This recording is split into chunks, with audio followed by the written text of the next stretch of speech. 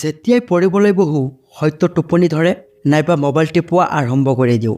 এই মোবাইল ফোনৰ এডিকশ্যন যেন দিন বাঢ়ি গৈ আছে। মোবাইল ফোনৰ অবিহনে এটা দিন থাকিলে হয়তো পাগলে হৈ যাম।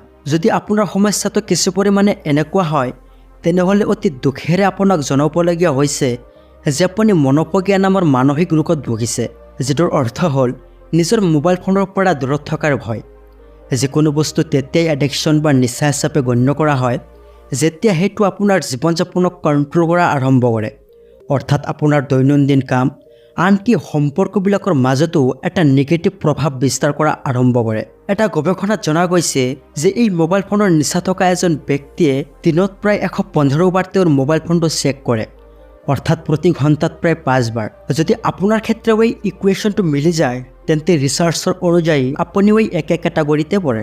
বন্ধুসকলৰ লগত মিটআপৰ সময়ত বা লাঞ্চ বা ডিনাৰৰ সময়ত, অথবা সকলোতকৈ গুৰুত্বপূৰ্ণ ৰাতিপুৱা টোপনিৰ পৰা বিচনাখন এৰি উঠাৰ আগতেই সৰ্বপ্ৰথমে নিজৰ স্মাৰ্টফোনটো যদি দৈনিক চেক কৰে তেনেহ'লে আপোনাৰ বাবে সময় আহি গৈছে এই পৰিস্থিতিত চিৰিয়াছ হোৱাৰ। কাৰণ এইটো কেৱল আপোনাৰ প্ৰডাক্টিভিটি আৰু কনচেনট্ৰেশ্যন পাৱাৰে নহয়, তাৰ লগে লগে আপোনাৰ হেল্থক বেয়াকৈ ক্ষতিগ্ৰস্ত কৰি তুলিব।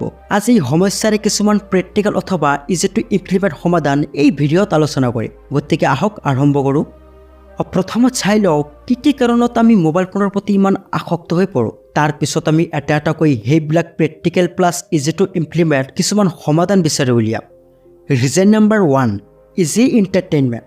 মোবাইল ফোনৰ আটাইতকৈ যিটো ডাঙৰ ফেচিলিটি, যিটো বৰ্তমান সকলোতকৈ ডাঙৰ সমস্যাৰ মূল কাৰণ, এইটো য'তে ত'তে লৈ যোৱা সম্ভৱ। আনকি বৰ্তমানে ইণ্টাৰনেটৰ আশীৰ্বাদে গোটেই বিশ্বৰ সকলো ধৰণৰ এণ্টাৰটেইনমেণ্ট এই মোবাইলৰ মাধ্যমেৰে খুব সহজে এক্সেছ কৰা সম্ভৱ। তদুপৰি এইটো হাতত লৈ ঘণ্টাৰ পিছত ঘণ্টা ধৰি ৰাখোঁতে তেনেকুৱা কোনো ধৰণৰ কষ্ট নহয়।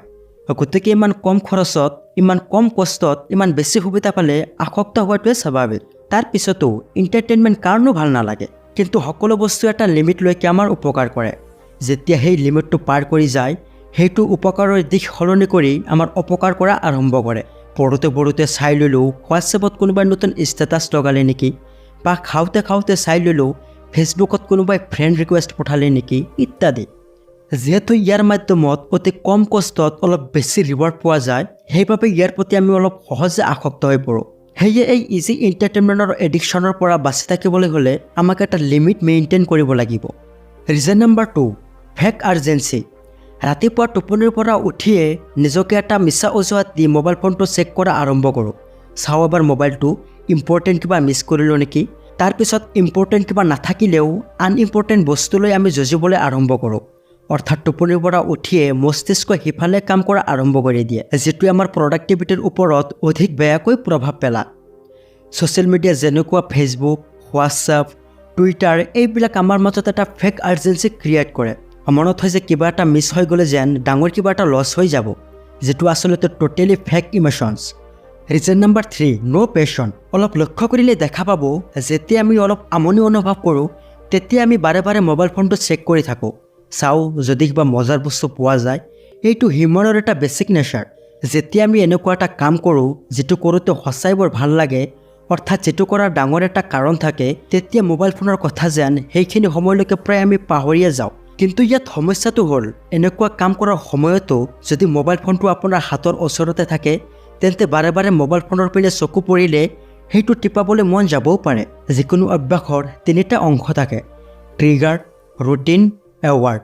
মোবাইল ফোনৰ ক্ষেত্ৰত সেইটো হাতৰ কাষত অথবা নিজৰ সন্মুখত ৰখাটো ট্ৰিগাৰ হিচাপে, তাৰপিছত মোবাইল ফোনটো আনলক কৰি হোৱাটছএপ, ফেচবুক এবাৰ কৰি চেক কৰাটো ৰুটিন হিচাপে, অৰ্থাৎ সেইসকলৰ পৰা পোৱা এণ্টাৰটেইনমেণ্ট এৱাৰ্ড হিচাপে কাম কৰে। এই হেবিট চাৰ্কেলটো আমাক ব্ৰেক কৰিব লাগিব। গতিকে বলক প্ৰতিটো সমস্যাৰ সমাধান এটা এটাকৈ চাই আহোঁ। সলিউশ্যন নম্বৰ 1, ন' ফোন জোন। গৱেষণাৰ পৰা জনা গৈছে যে টোপনিৰ পৰা উঠাৰ পিছত প্ৰায় 3 ঘণ্টা সময়লৈকে আমাৰ উইল পাৱাৰ, এনাৰ্জি অৰ্থাৎ প্ৰডাক্টিভিটি সাধাৰণতে এক্টিভ হৈ থাকে। এই সময়টো আমাৰ প্ৰপাৰলি ব্যৱহাৰ কৰাটো অতি আৱশ্যক। সেয়ে টোপনিৰ পৰা উঠিয়ে জীৱনৰ যিটো লক্ষ্য সেই কামটো আগতে কৰক। Solution number 2, flowing passion. যাৰ জীৱন যিমান বেছি লক্ষ্যহীন তেওঁ সিমানে বেছি নিচাত আবদ্ধ। যদি জীৱনত মিনিংফুল কিবা কৰিব ইচ্ছা নাথাকে তেনেহ'লে টাইম পাছ কৰাৰ বাবে অন্যতম এটা বেষ্ট অপশ্যনটো হ'ল এই মোবাইল ফোন। আৰু সকলোৰে দৰে আমাৰ মনটোৱে এইটোৱে বাছি লয়। সেয়ে ইয়াৰ পৰা মুক্তি পোৱাৰ বাবে আমাৰ জীৱনৰ মূল উদ্দেশ্যটো বাছি ল'ব লাগিব।